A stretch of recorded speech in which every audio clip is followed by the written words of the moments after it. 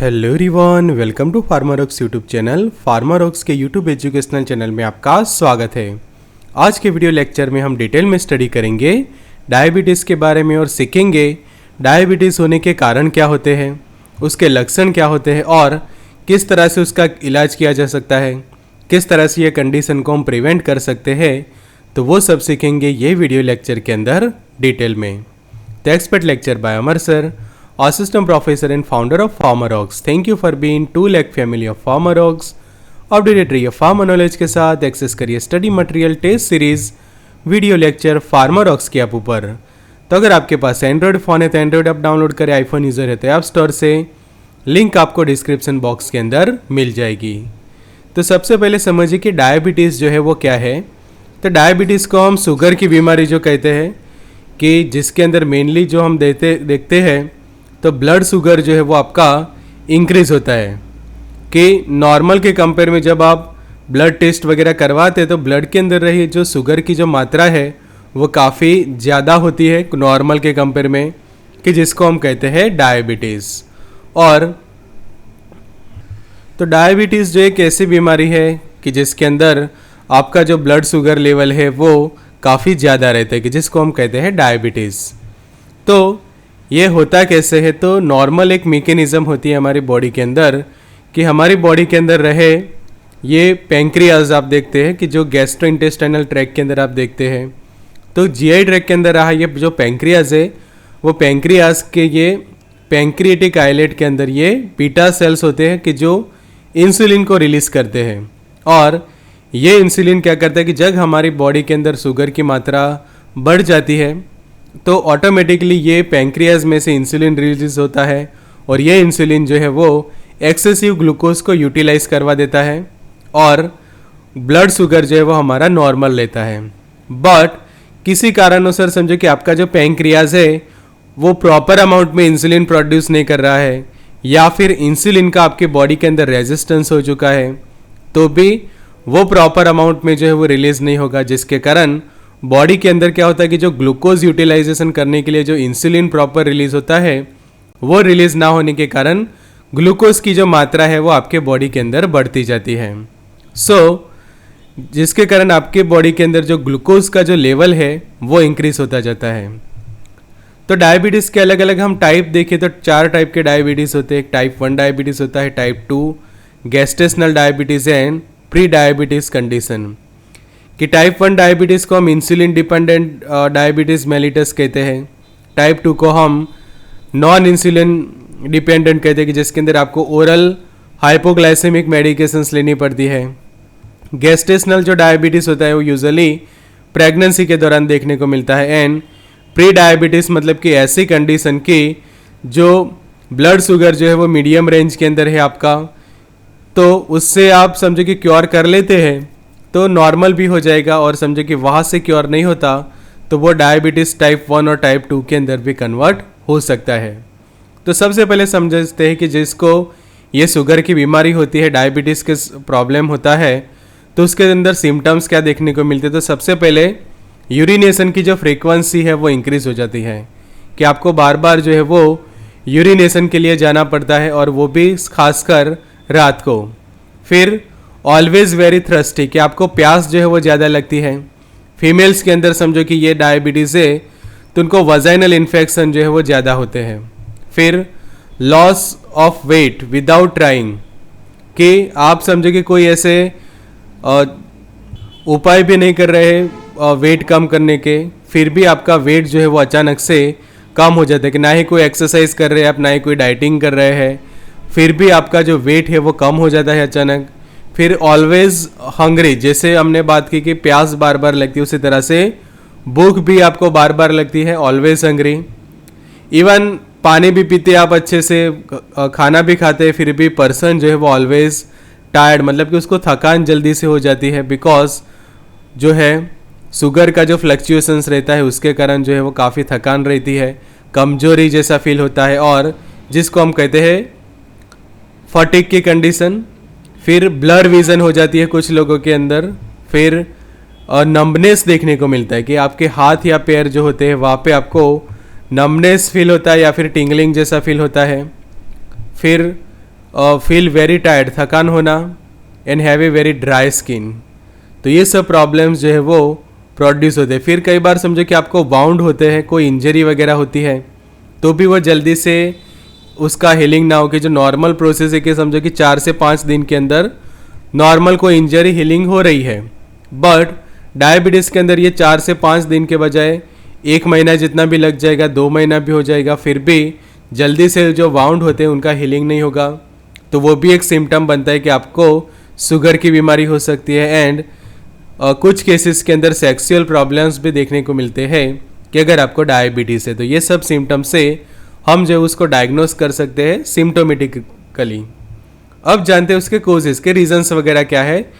तो जो type 1 diabetes जो होता है कि इंसुलिन डिपेंडेंट, कि टाइप 1 डायबिटीज़ जिनको होता है तो उनको जो है वो मेडिकेशंस के तौर पे खासकर इंसुलिन के इंजेक्शन ही लेने पड़ते हैं, उनको ओरल हाइपोग्लाइसेमिक मेडिकेशंस वाला ऑप्शन उनके पास नहीं रहता। तो टाइप 1 डायबिटीज़ कब होता है कि जब बॉडी का अंदर रहा जो पैंक्रियाज है वो इंसुलिन को प्रोड्यूस ही नहीं कर रहा है, तो इंसुलिन ही नहीं बन रहा है बॉडी के अंदर, तो मेडिकेशन से हम उसको प्रोड्यूस नहीं करवा सकते। तो ऐसे केसेस में टाइप 1 डायबिटीज़ वाले जो पर्सन है वो बाहर से इंसुलिन के जो है वो इंजेक्शन लेते हैं। जबकि टाइप 2 डायबिटीज़ के अंदर क्या होता है, इंसुलिन तो बनता है बट उसका रेजिस्टेंस होता है। तो जब आप ओरल हाइपोग्लाइसेमिक मेडिकेशंस लेते हैं तो वो रेजिस्टेंस का ओवरकम हो जाता है और पर्सन के अंदर डायबिटीज़ जो है वो कंट्रोल में रहता है। तो टाइप 1 के हम रीजंस जानते हैं। तो एक तो पैंक्रियाज आपका अच्छे से काम नहीं कर रहा, तो उसके लिए रीजंस हो सकता है ऑटो इम्यून डिसीज, कि आपके बॉडी के इम्यून सिस्टम ने ही पैंक्रियाज के जो आइलेट सेल्स थे, कि जो आइलेट पैंक्रिएटिक आइलेट से वहाँ पे आए जो बीटा सेल जो इंसुलिन को रिलीज़ करते थे वो सेल को डैमेज कर दी, कि जिससे इंसुलिन अच्छे से रिलीज़ नहीं हो रहा है। फिर पैंक्रियाज आपका डैमेज चुका है कोई वायरस एंड इन्फेक्शंस के कारण। Auto immune destruction of beta cell, कि ऑटो इम्यून सेल्स जो प्रॉब्लम होता है कि ये वाले जो बीटा सेल्स है उनके ऊपर आपके ही बॉडी के इम्यून सिस्टम के जो सेल्स होते हैं उन्होंने अटैक करके उनको डैमेज कर दिया है, कि आपकी ही बॉडी के ये एंटीबॉडीज़ थे और उन्हीं ने आपके ये बीटा सेल के ऊपर अटैक करके उनको डिस्ट्रॉय कर दिया है। फिर डैमेज हुआ या फिर कोई भी इन्फेक्शंस के कारण आपको पैंक्रियाज का ऑपरेशन करके उसको रिमूव करवाना पड़ा है, तो भी जो है वो टाइप 1 डायबिटीज़ के अंदर आप कन्वर्ट हो जाते हैं। बिकॉज पैंक्रियाज ये एक ऐसा ऑर्गन है कि उसके अंदर रहे ये बीटा सेल जो है वो इंसुलिन रिलीज करते हैं। तो जब भी शुगर जैसे ही इंक्रीज होती है तो ऑटोमेटिकली ये जो बीटा सेल्स जो होते हैं वो इंसुलिन रिलीज करते हैं, और ये इंक्रीज हुई वो शुगर हो उसको ये इंसुलिन तुरंत क्या करता है, यूटिलाइज कर लेता है, और जिसके कारण शुगर नॉर्मल रहता है। बट ऐसा फेल कब होता है कि जब ये पैंक्रियाज अच्छे से काम नहीं कर रहा, फिर एंडोक्राइन डिसीजेज हुए हैं तो भी पैंक्रियाज के जो कंट्रोल करने वाले जो हार्मोन्स है वो अच्छे से रिलीज नहीं हो पा रहे, फिर भी आपको डायबिटीज़ हो सकता है टाइप 1। हेरिडिटरी प्रीडिस्पोजिशन की जो बात करते हैं कि जो आनुवंशिक होता है, वारसागत होता है, कि पेरेंट्स से उनके बच्चों को कई बार ये विरासत में मिल जाती है डिसीज़। फिर ड्रग एंड केमिकल टॉक्सिन्स के कारण समझे कि आपका पैंक्रियास डैमेज हो गया, कुछ मेडिसिन्स के साइड इफेक्ट के कारण ऐसा हुआ है, एंड अनफेवरेबल एनवायरमेंटल फैक्टर्स। तो ये सभी रीजंस के कारण जो है वो पर्सन को डायबिटीज़ हो सकता है। तो ये डिस्कस किया हमने टाइप 1 डायबिटीज़ के कोजेस। टाइप 2 डायबिटीज़ के हम रीज़न समझे तो ब्लड प्रेशर, कि आपका ब्लड प्रेशर काफ़ी ज़्यादा रहता है, पैंक्रिएटिक डिसीज़ हुए है आपको, ओबेसिटी है आपके बॉडी के अंदर, स्ट्रेस आप फील करते, तो स्ट्रेस के कारण भी क्या होता है कि इंसुलिन रिलीज तो होता ही है, पैंक्रियाज अच्छे से काम कर रहा है, इंसुलिन भी रिलीज करवा रहा है, बट इंसुलिन का डेवलप हो चुका है रेजिस्टेंस, बॉडी के अंदर जो है वो रेजिस्टेंस डेवलप हो जाने के कारण इंसुलिन को जो आपके बॉडी के जो सेल है वो अच्छे से ले नहीं पाते, और वो यूटिलाइज ना करें इंसुलिन को तो आगे ग्लूकोज भी प्रॉपर यूटिलाइज नहीं हो पाता। फिर जेनेटिक प्रॉब्लम्स के कारण भी ये रीजंस बनते हैं, जैसे जैसे एज बढ़ती जाती है तो भी कई बार टाइप 2 डायबिटीज़ होता है। सेडेंटरी लाइफस्टाइल है कि आप जो है वो बैठे ही रहते हैं, ज़्यादातर अनहेल्दी खाना खाते हैं और प्रॉपर ना ही डाइट अच्छा है ना ही एक्सरसाइज करते हैं, और ज़्यादातर आप जो है वो ऐसा जीवन व्यतीत करते हैं कि जिसके अंदर आराम ज़्यादा है और एक्सरसाइज वगैरह कम है, तो भी डायबिटीज़ के शिकार आप हो सकते हैं। एंड जो है वो मेडिसिन के कुछ साइड इफ़ेक्ट से भी शुगर जो की बीमारी हो सकती है। फैक्टर्स हम समझे, रिस्क फैक्टर कि कैसे लोगों को डायबिटीज़ होने का रिस्क सबसे ज़्यादा है।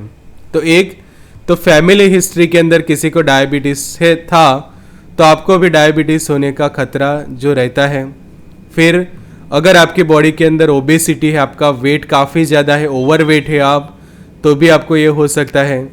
एज अबव द 30 साल या फिर उससे ज़्यादा की एज जैसे जैसे बढ़ती जाती है और आप समझो कि सामने प्रॉपर डाइट नहीं लेते, एक्सरसाइज वगैरह नहीं लेते और अनहेल्दी डाइट लेते हैं, तो भी आपके लिए ये रिस्क फैक्टर बनता है। फिर सेडेंटरी लाइफस्टाइल, अभी जैसे भाई ने बात की, ऐसा जीवन व्यतीत करना कि जिसमें ज़्यादातर आराम है, कि 80 to 90% आप आराम ही करते हैं, सिर्फ 10 से 20% जितना ही आप जो है वो बॉडी को थोड़ा यूटिलाइज करते हैं अलग अलग काम के लिए, और उसमें एक्सरसाइज तो है ही नहीं। तो ये सेडेंटरी लाइफस्टाइल के कारण आपको डायबिटीज़ हो सकता है। हिस्ट्री ऑफ गैस्ट्रेशनल डायबिटीज़, कि प्रेगनेंसी के दौरान आपको ऐसा हुआ था कि ब्लड शुगर इंक्रीज हुआ था, तो कुछ ऐसे केसेस भी देखने को मिलते कि उनको प्रेगनेंसी के अंदर डायबिटीज़ था, तो उसके बाद भी कई बार ब्लड शुगर की प्रॉब्लम हो जाती है। स्ट्रेस, क्या आप जो बहुत ज़्यादा स्ट्रेस लेते हैं, अचानक से कोई ऐसा आपकी लाइफ में अंदर ऐसा कोई बनाव बना है, इवेंट हुआ है कि उसके शौक के कारण, उसके स्ट्रेस के कारण भी कई बार ये शुगर की बीमारी हो जाती है। और आपका ब्लड प्रेशर हाई रहता है, कि ब्लड प्रेशर आप कंट्रोल नहीं करते, ऐसा डाइट भी लेते कि जिससे ब्लड शुगर इंक्रीज हो, और सामने मेडिकेशंस नहीं लेते। उस साथ ही जो दूसरे उपाय है कि ना ही आपकी लाइफ में मेडिटेशन है, ना ही कोई योगा है, एक्सरसाइज वगैरह है, तो भी आप जो है वो डायबिटीज़ के शिकार हो सकते हैं। तो ये है रिस्क फैक्टर कि किन लोगों को इसका रिस्क सबसे ज़्यादा है। फिर अनहेल्दी डाइट्स के केसेस हम देखें तो 1 in 3 ओवरवेट जो लोग हैं, उनमें से 3 लोगों को आप देखोगे तो उनमें से एक को जो है वो आपको ये शुगर की बीमारी देखने को मिल सकती है। फिजिकली इनएक्टिव आप रहते हैं तो भी 1 in 10 इज़ ओबेस। तो ये सब प्रॉब्लम्स हो सकते हैं आपको, कि ओवरवेट का प्रॉब्लम है, अनहेल्दी डाइट है और ओबेसिटी है आपकी, कि जैसे फिजिकली इनएक्टिव हो जाएंगे तो आप ओबेसिटी आपको ऑब्वियसली हो जाएगी और उसमें भी डायबिटीज़ के रिस्क बढ़ जाते हैं। तो सबसे ज़्यादा एक्शंस देखें तो आप क्या कर सकते हैं कि जिससे डायबिटीज़ को होने से रोक सकते हैं। तो हेल्दी खाना खाना चाहिए, फिजिकली आपको फिट रहना चाहिए, be physically fit and active, avoid excessive weight gain, कि आपका वेट ज़्यादा ना बढ़े, वो आप खास ध्यान रखें। Check the blood glucose if doubt, कि अगर आपको ऐसा कोई डाउट लगता है कि जैसे मैंने अभी आपको सिम्टम्स की हमने डिस्कस किया, ऐसा कोई भी सिम्टम आपको ऐसा लग रहा है कि आपके अंदर भी है, तो एक बार शुगर की जांच करवा लेनी चाहिए। सिंपल ये ग्लूकोमीटर से भी उसकी जो है वो जांच हो जाती है। किसी भी आप पैथोलॉजिकल लेबोरेटरी में जाओगे तो भी उसका डायग्नोसिस करके देंगे। क्लिनिक पे भी अब तो डायबिटीज़ को आपको चेक करके देते हैं। एंड सिंपल आप कोई प्राइमरी हेल्थ सेंटर जाते हैं, कम्युनिटी हेल्थ सेंटर जाते हैं, तो भी वहाँ पे फ्री ऑफ कॉस्ट जो है वो डायबिटीज़ जो है वो आपको चेक करके देते हैं। फिर एंड जो मेडिकल एडवाइजेस होती है कि आप जो है वो ऐसा जीवन व्यतीत करें कि उसमें प्रॉपर एक्सरसाइज भी है, मेडिटेशंस वगैरह है, आप योगा करते हैं, वॉकिंग करते हैं, साइकिलिंग वगैरह करते हैं, बॉडी आपका फिट रखते हैं, हेल्दी खाना खाते हैं और प्रॉपर जो है वो प्रिकॉशंस रखते हैं, तो आपको जो है वो डायबिटीज़ जो है वो कभी नहीं होगा।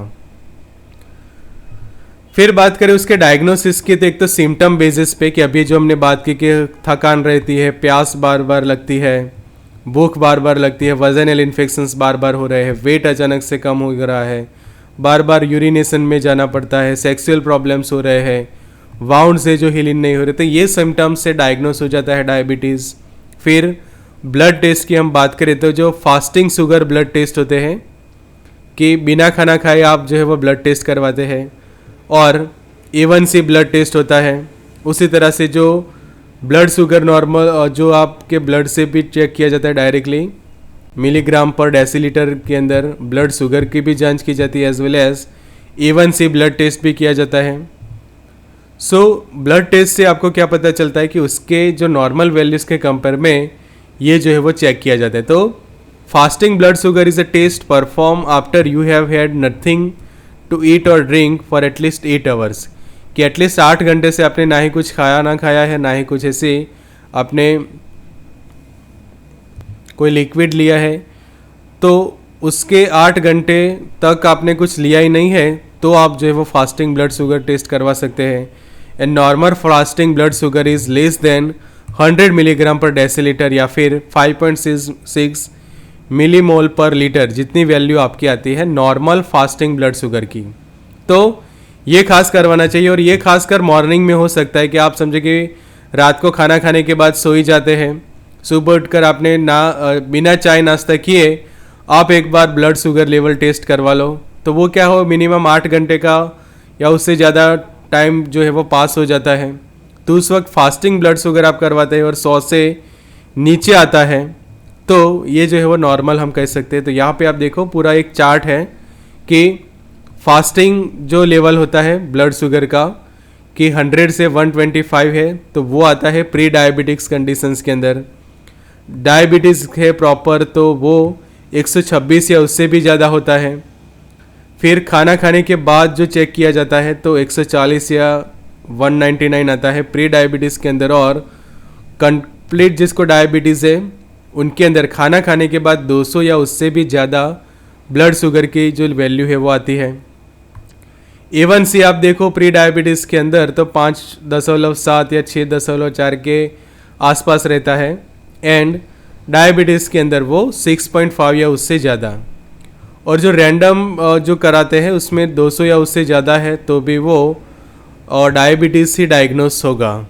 तो health care professional most often use the fasting plasma glucose FPG की जो हम बात करते हैं कि जो ये फर्स्ट डेटा कि फास्टिंग कंडीशन में आपका 100 से नीचे है तो कोई प्रॉब्लम नहीं है, बट फास्टिंग कंडीशन में 100 से ऊपर आ रहा है तो वो डायबिटीज़, और समझो कि बॉर्डर लाइन जो कहा जाता है वो प्री डायबिटीज़ के कंडीशन के 100 से 125 है फास्टिंग कंडीशन में, तो वो जो बॉर्डर लाइन कहेंगे हम, और वो उसको हम समझो कि कंट्रोल नहीं करते तो आगे वो डायबिटीज़ की जो रेगुलर वैल्यूज़ है वहाँ तक जा सकता है।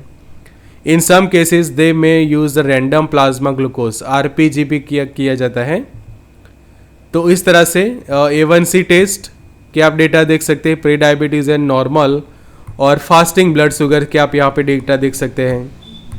तो 99 या उससे नीचे है तो नॉर्मल कहा जाता है, और ग्लूकोज टॉलरेंस टेस्ट जो है वो समझे कि आपने खाना खाया है उसके बाद चेक करते हैं, तो उस वक्त वो 140 तक आए तो भी वो नॉर्मल ही कहा जाता है, बट ग्लूकोज टॉलरेंस टेस्ट में 200 से ज़्यादा आ रहा है, फास्टिंग में 126, प्री डायबिटिक्स में वो 100 से 125। तो ये आप सिग्नल्स देख सकते हैं कि green, yellow and red signal देख सकते हैं ब्लड शुगर लेवल के, कि जिससे आपको पता चलेगा। तो ये स्लाइड का भी आप स्क्रीनशॉट रख सकते हैं कि जिससे आपको जो डायग्नोसिस जो है वो प्रॉपर अच्छे से कर सकते हैं कि ब्लड शुगर के बेसिस पे आप ये 3 कंडीशन के अंदर डायबिटीज़ की कंडीशन या फिर नॉर्मल कंडीशन को जो है वो सेपरेट कर सकते हैं। अब बात करते हैं प्रिवेंशन की। तो प्रिवेंशन के लिए क्या करना चाहिए, तो बी मोर एक्टिव, अभी जो हमने बात की, एक्टिव रहना चाहिए, फाइबर रिच खाना खाना चाहिए, होल ग्रेन्स जो आते हैं वो खाना चाहिए, खासकर आपको वेट लॉस करना चाहिए कि इंक्रीज़ हो रहा है तो एक्सरसाइज करके डाइट वगैरह प्रॉपर लेके, फिर make healthier choice, don't smoking वगैरह के अवॉइड करनी चाहिए, drink in moderation, manage your weight, exercise regularly, eat a balance healthy diet, limit takeaway and process food लीजिए, लिमिट योर अल्कोहल कंजप्शंस, क्या आप अल्कोहल कंजप्शंस करते हैं तो उसको लिमिट कर दीजिए या फिर कम्प्लीटली स्टॉप ही कर दीजिए, स्मोकिंग को क्वाइट कर दीजिए, ब्लड प्रेशर चेक जो है वो आपका कंट्रोल में रखें, एंड रेगुलर जो है वो चेकअप करवाता रहना चाहिए, वॉकिंग करो, एक्टिव रहना चाहिए, ग्रीन वेजिटेबल्स खाने चाहिए, फास्ट फूड जंक फूड से आप हो सके जितना दूर रहे, और लेते हैं तो भी लिमिट में लेना चाहिए।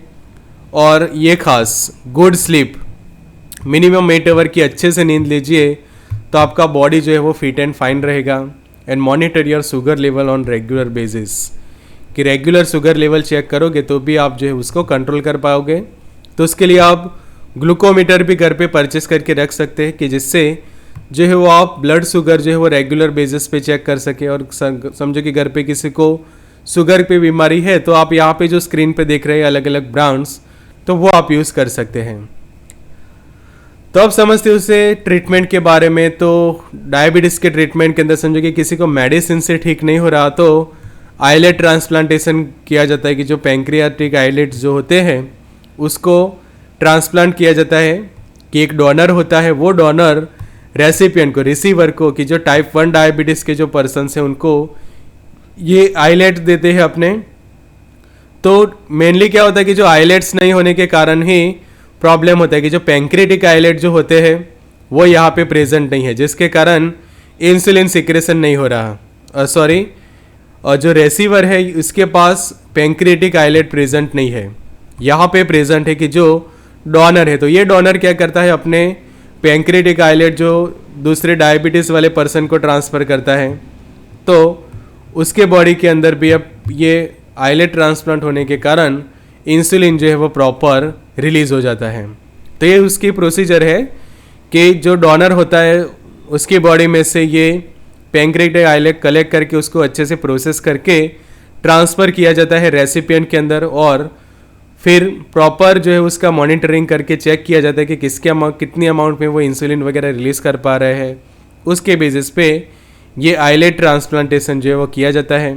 टाइप 1 के डायबिटीज़ के अंदर लेंटे इंसुलिन के जो इंजेक्शन लिया जाता है कि जो ह्यूमिलिन कहा जाता है कि वो ह्यूमन मेड फॉर्म है इंसुलिन का, एंड इंसर्ट करने के बाद वो मिनिमम 1.5 आवर्स में अपनी इफेक्ट दिखाना स्टार्ट करता है, and effect is maximum between the 4 to 8 hour के 4 से 8 घंटे के बाद उसकी इफेक्ट मैक्सिमम रहती है, और 24 आवर्स तक उसकी असर रहती है बॉडी के अंदर इंजेक्शन लेने के बाद। इसीलिए आप देखो डेली 1 इंजेक्शन लेता है डायबिटीज़ पर्सन की जो टाइप 1 वाले हैं कि इंसुलिन बन ही नहीं रहा बॉडी के अंदर।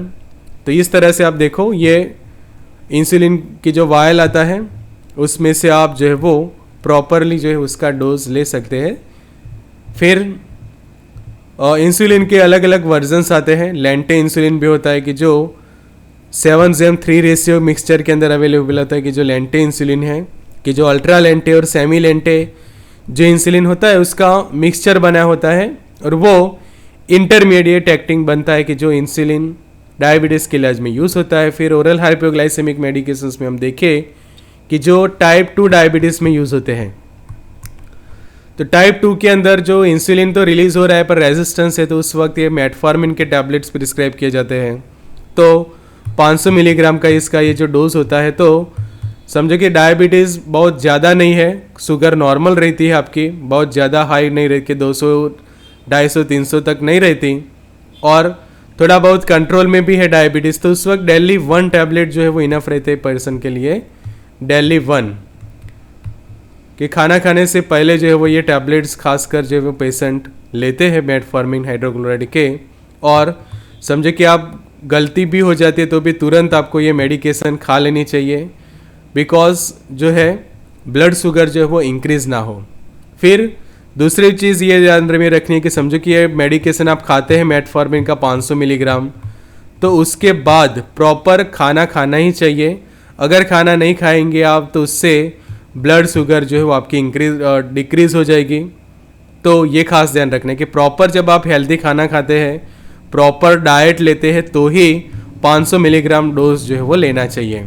ये खास आपको ध्यान रखना है। फिर दूसरा मेडिकेशंस होता है कि एनहांस करता है इंसुलिन सिक्रेशंस को, जैसे कि टॉलब्यूटामाइड है कि जो ओरल हाइपोग्लाइसेमिक ड्रग्स का जो हम फार्माकोलॉजिकल क्लासिफिकेशन सीखते हैं, तो उसमें सल्फोनाइल यूरियाज में से फर्स्ट जनरेशन के अंदर टॉलब्यूटामाइड आता है, सेकंड जनरेशन के अंदर ग्लिबेनक्लामाइड होता है, ग्लिपिजाइड होता है।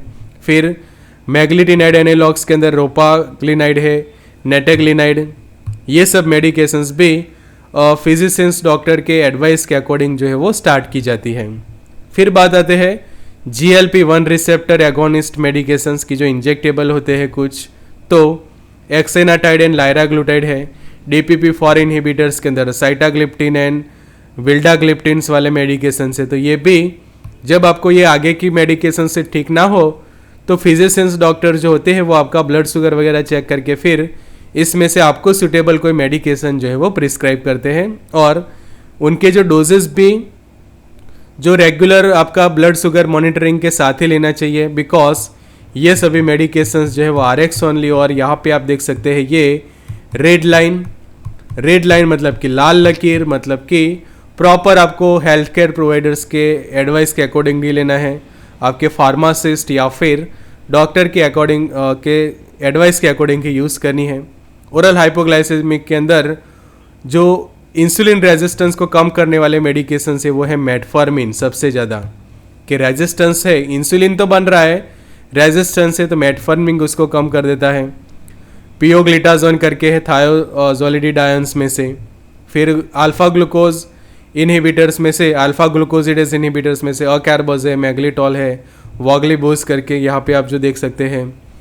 फिर SGLT2 सोडियम ग्लूकोज कोज ट्रांसपोर्ट 2 इनहिबिटर डापाग्लिफ्लोजिन, बहुत ही फेमस मेडिकेशन है कि आगे की कोई भी मेडिकेशंस काम नहीं कर रही तो एस्ट्राजेनेका का ये मेडिकेशन डापाग्लिफ्लोजिन भी यूज़ किया जाता है, कि जो सिर्फ 5 मिलीग्राम के फिल्म कोटेड टैबलेट्स अवेलेबल होते हैं, और ये भी RX ओनली मेडिकेशन है। फिर बात करें उसकी मेडिकेशंस के साइड इफेक्ट की, कि जैसे मैंने अभी बात की कि आपने मेटफॉर्मिन तो खा लिया 500 मिलीग्राम का, बट उसके बाद जस्ट आपने ब्रेकफास्ट जैसे ही खाना खाया है, कि सिर्फ 1 या 2 रोटी जितना ही खाना खाया है, तो आपका जो शुगर है वो काफ़ी कम हो जाएगा। तो यहाँ पे देखो लो ब्लड शुगर, स्टमक अपसेट हो जाएगा आपका, स्किन रैसेस होना स्टार्ट होगा, ईचिंग, वेट गेन जैसे प्रॉब्लम हो गए। मेटफॉर्मिन वगैरह है तो sickness with alcohol, kidney complications, upset stomach, dizziness, metallic taste जैसा कई बार होता है। अल्फा ग्लूकोजिडेस के कारण गैस, ब्लोटिंग, डायरिया जैसे प्रॉब्लम हो जाते हैं। थायोजोलिडिडायंस के कारण weight gain, risk of liver disease, anaemia, swelling of leg and ankles. मैग्लिटिनाइड्स के कारण भी वेट गेन हो सकता है, लो शुगर हो सकता है। कॉन्ट्रा इंडिकेशंस हम समझे तो आपको जितने भी हमने मेडिकेशंस डिस्कस की, इसमें से किसी भी मेडिकेशन की हाइपर सेंसिटिविटी है कि कदाच आप मेटफॉर्मिन खाते हो और उससे ऐसा कुछ हो जाता है, ग्लिपिजाइड लेते हो और हाइपर सेंसिटिविटी होती है, तो तुरंत आपको मेडिकेशंस चेंज करवाने चाहिए। एलर्जी है आपको मेडिकेशन की, रीनल डायफंक्शन के, आपकी किडनीज अच्छे से काम नहीं कर रही, हाइपोग्लाइसेमिक पेशेंट है कि आप बार बार ग्लूकोज कम हो जाता है, तो कम ग्लूकोज हो जाते हैं उनको ये मेडिकेशंस नहीं लेनी चाहिए। Person with low blood sugar, diabetic, ketoacidosis है या फिर मेटाबॉलिक एसिडोसिस, तो ये बीमारी के अंदर आप ये मेडिकेशंस खाएंगे तो ये बीमारी का प्रमाण और ज़्यादा बढ़ जाएगा। तो ये सब ध्यान रखने पड़ते हैं मेडिकेशंस को लेते वक्त। तो ये था special lecture about the diabetes. Thank you for watching. Join कर सकते हैं व्हाट्सएप ग्रुप, एक्सेस कर सकते हैं study material, test series, video lecture, Pharmarox के ऐप ऊपर। So good luck and all the best.